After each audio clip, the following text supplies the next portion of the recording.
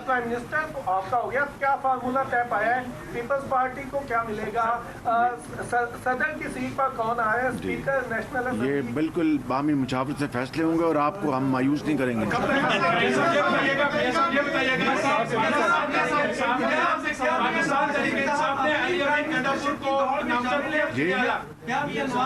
अभी भी prime ministership की दौड़ में शामिल है या उनको? देखिए बात ये है, मुझे बात सुन लें। मैंने जब मैं वज़ीर आज़म था तो उस वक्त भी अपनी पार्टी की तरफ से, आपको याद होगा कि मैंने कहा था हमारी पार्टी के कैंडिडेट मियां नवाज शरीफ हैं, और आज दोपहर को भी मैंने प्रेस कॉन्फ्रेंस में यही कहा, और मैं मियां नवाज शरीफ साहब से दरख्वास्त करूँगा कि वो मेरी दरख्वास्त मानें और वज़ीर आज़म का ओहदा कबूल करें, एक बात। और दूसरा, बतौर सदर मुस्लिम लीग नून के, मैं यहाँ पर इस मौके से फ़ायदा उठाते हुए मैं ये ऐलान कर रहा हूँ कि पार्टी की मुशावरत से, मियां नवाज शरीफ की मुशावरत से पंजाब में हमारी जो वज़ीर आला के कैंडिडेट हैं वो मरीम नवाज शरीफ हैं।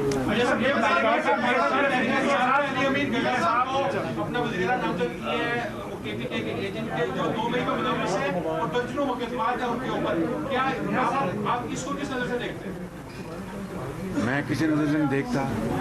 अगर उन्होंने आज़ाद जो वहाँ पर मेजॉरिटी अगर उनको नामज़द किया है तो उनका हक़ है, तो उसकी जो भी उनकी फ़ैसला जो करते हैं हम उसका एहतराम करेंगे। आसिफ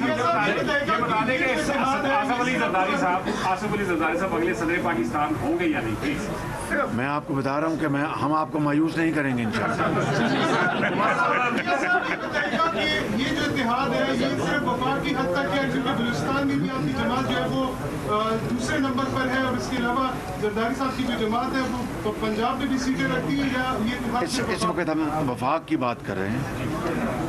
सिंध में पीपल्स पार्टी की मेजॉरिटी है, उनका इस्तेहकाक है वो फैसला करेंगे।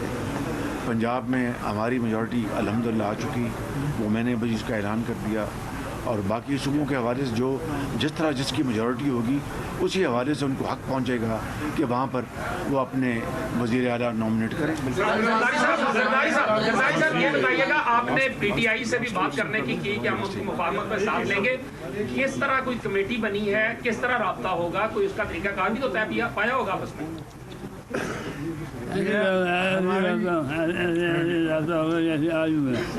कह रहे हैं ऐसी रास्ता होगा जैसे आज। जरदारी साहब, ये मालूम करना था कि आपकी जमात क्या समझती है कि इन सब इंतखाबात मुनसिफात और शफाफ थे?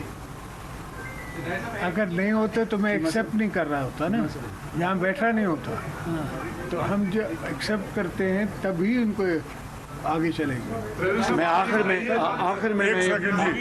में मैं ये बात करना चाहता हूँ कि जो प्रेसिडेंट ज़रदारी ने बात की, forget and forgive, forgive and forget. आइए इस कौम की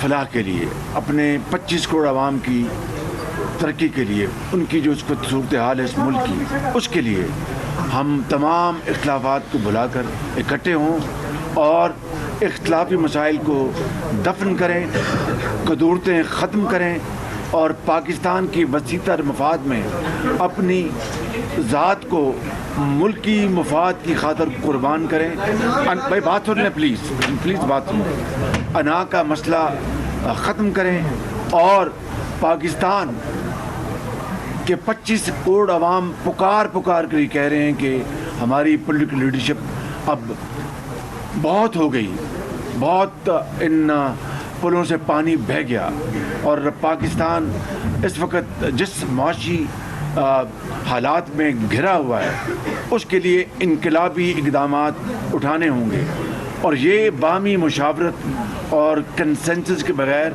नहीं उठाए जा सकते। इसलिए जिस तरह आपने फरमाया, मैं उसकी न सिर्फ तायद करता हूँ बल्कि 2 कदम आगे बढ़ाऊँगा कि आएँ दोबारा मैं चार्टर ऑफ इकोनॉमी की दावत देता हूँ। सबको मिलकर हम सब की इसमें आवाज़ जो है वो बिल्कुल हमारी आवाज़ के साथ मिलाकर हम बात करें। आएँ आगे बढ़ें, चार्टर ऑफ डेमोक्रेसी को उसको दोबारा प्रमोट करें।